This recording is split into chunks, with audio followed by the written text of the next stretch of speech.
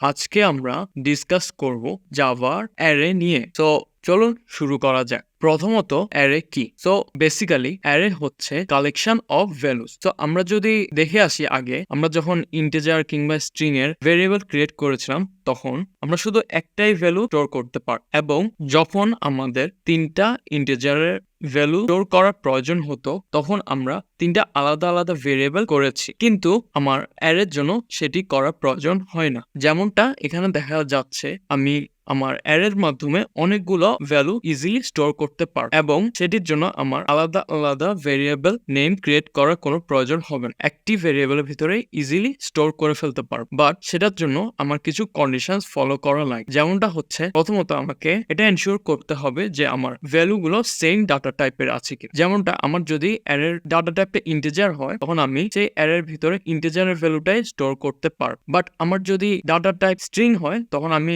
সেই অ্যারের ভিতরে স্ট্রিং এর ভ্যালুই অনলি স্টোর করতে পারব। এছাড়াও আমার অ্যারে কতটা ভ্যালু হবে সেটার জন্য স্পেসিফিক সাইজ অ্যালোকেট করে দিতে হবে, অর্থাৎ অ্যারে ইনিশিয়ালাইজ করার সময় আমাকে বলে দিতে হবে তার ক্যাপাসিটি কত কিংবা সাইজ।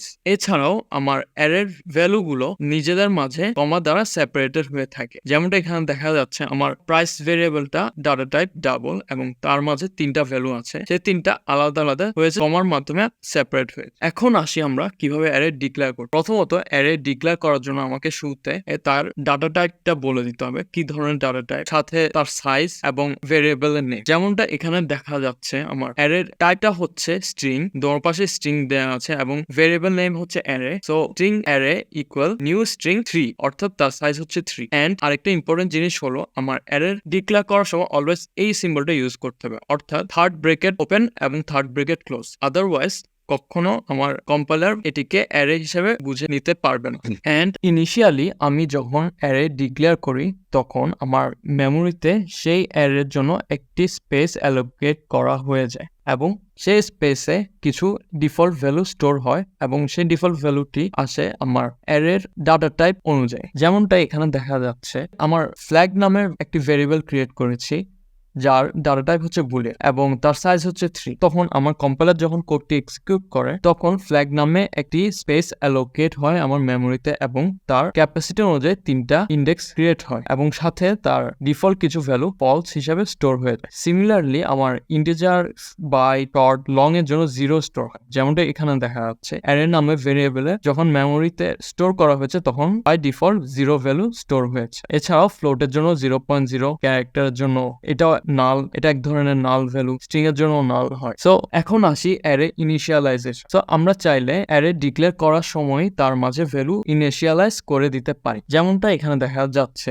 আমাকে শুরুতে অ্যারে ডিক্লেয়ার করতে হবে এখানে আমার অ্যারের ডাটা টাইপটা, তারপর অ্যারে সিম্বল আর সাথে ভেরিয়েবল নেম, এবং ইকুয়াল দিয়ে আমি সেকেন্ড ব্র্যাকেটের মাঝে ভেরিয়েবলের ভ্যালুগুলো দিয়ে দিতে পারি। যেমনটা এখানে দেখা যাচ্ছে, আমি ইন্টিজার নামে একটা অ্যারে ডিক্লেয়ার করেছি যার ডাটা টাইপ হচ্ছে ইন্টিজার, এবং ইকুয়াল দিয়ে আমি তার মাঝে কমা সেপারেট করে অনেকগুলো ভ্যালু ইনিশিয়ালাইজ করে দিয়েছি। এভাবে ইনিশিয়ালাইজ করলে আমাকে তখন আর আলাদা করে সাইজ ডিক্লেয়ার করে দিতে হয় না, কারণ সে এখানে যতটা ভ্যালু আছে ততটাই হচ্ছে তার সাইজ হিসাবে ডিফল্ট সেট হয়ে যায়। যেমনটা এখানে দেখতে পাচ্ছি 1 2 3 4 5 6 7 8, এখানে 8টা ইন্টিজার ভ্যালু আছে। সো এই অ্যারেটার সাইজ অটোমেটিক্যালি 8 হিসাবে কাউন্ট হয়ে যায়। সো আমরা এখানে দেখতে পাচ্ছি 3 ভাবে অ্যারেকে ডিক্লেয়ার করতে পারি। প্রথমত আমি integer array equal new integer, অর্থাৎ ডিক্লেয়ার করে সাথে ভ্যালু ইনিশিয়ালাইজ করে দিতে পারি। সেকেন্ড ওয়ে হচ্ছে আমি ডিরেক্ট ইনিশিয়ালাইজ করে দিতে পারি, অর্থাৎ ফার্স্টে ডিক্লেয়ার করেছি এবং সো এই এক্সাম্পলে আমরা দেখতে পাচ্ছি 3টা ওয়েতে আমি অ্যারেকে ডিক্লেয়ার অথবা ইনিশিয়ালাইজ করতে পারি। প্রথমটাতে আমি ইন্টিজার নামে অ্যারে ডিক্লেয়ার করেছি এবং সাথে নিউ ইন্ট দিয়ে তাকে লিখেছি, এবং পাশে আমি অ্যারের ভ্যালুগুলো ইনিশিয়ালাইজ করে দিয়েছি। সেকেন্ড ওয়ে হচ্ছে আমার ইন্টিজার অ্যারে 2, অর্থাৎ আমি অ্যারে এখানেও ডিক্লেয়ার করেছি শুরুতে এবং সাথে সাথেই নিউ ইন্ট আর লিখিনি, জাস্ট আমি তার ভ্যালুগুলো ইনিশিয়ালাইজ করে নিয়েছি। এবং থার্ড ওয়ে হচ্ছে আমি শুরুতে অ্যারেকে ডিক্লেয়ার করব, তার সাইজ বলে দিব, এবং এরপরে একটি একটি করে প্রতিটি ইন্ডেক্সে তার ভ্যালুগুলো স্টোর করে দিব। যেমনটা এখানে আমি অ্যারে 3 এর জন্য 0 ইন্ডেক্সে আমি 9 স্টোর করেছি। সো এখানে দেখা যাচ্ছে আমার ইনিশিয়ালি আমার যখন অ্যারেটিকে ইনিশিয়ালাইজ করেছিলাম তখন তার ডিফল্ট ভ্যালু 0 ছিল, এবং যখন আমি অ্যারে 3 অফ 0 ইকুয়াল টু 9 বলেছি, তখন ইন্ডেক্স 0 তে আমার 9 স্টোর হয়েছে এবং পরের দুটোতে 0। সিমিলারলি আমার যখন নেক্সট লাইনে আমি 1 পজিশনের জন্য 5 ডিক্লেয়ার করেছি, তখন 5 হয়েছে সেকেন্ড পজিশনে এবং লাস্টেরটা 0। এন্ড লাস্টেরটার জন্য 16 যখন ইনিশিয়ালাইজ করেছি, তখন আমার লাস্ট ভ্যালুটাতেও 16 বসে গিয়েছে। এখন আমার তাহলে অ্যারেটাতে 9 5 16 অর্থাৎ 0 আর নেই। এভাবে আমরা অ্যারেকে ইনিশিয়ালাইজ করতে পারি। সো আজকের ভিডিওতে আমরা দেখেছি অ্যারে কি এবং কিভাবে অ্যারেকে ইনিশিয়ালাইজ করতে হয়। চলে যাচ্ছি পরবর্তী ভিডিওতে।